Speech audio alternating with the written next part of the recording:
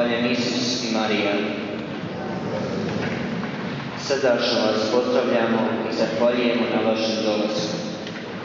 Večeras ćemo pokušati molitvom i pjesmom odmoriti i obnoviti svoja srca i svoje živote. Svakodnevnica nas nekako gotovo zadrži, pa često imamo malo ili nimalo vremena za sebe i za Boga u svome životu. Neka ova večer bude drugačija. Neka ovo bude vrijeme za šutnju i slušanje. Kako bismo zadržali molitveno raspoloženje, napominjemo vam da izvedbe naših pjevača i svirača ne pratite pljeskom, već neka i nakon završetka još odjekuju kao i naša čežnja za Gospodinom.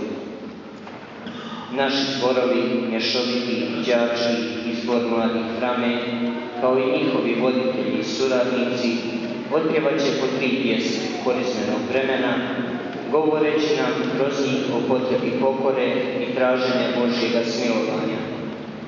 A onda i pjesme koje nas govorom o muci i smrti Gospodnjoj stavljaju u odnos prema događajima u svetome tjednu u kojem jesmo. Krist Gospodin prisutan je u svojoj crkvi i po ljepoti umjetničkog izričaja kojim ga crkva slavi.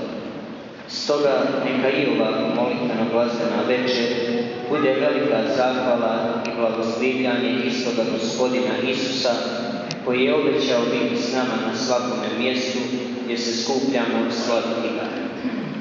Glazba kroz ljepotu izričaja govori o ljepoti pisanoj velikim slovom i baš diveći se ljepoti ljepotom, naši dani poprimaju plemenitost i mir i snagu koja proistječe od Boga ljepote.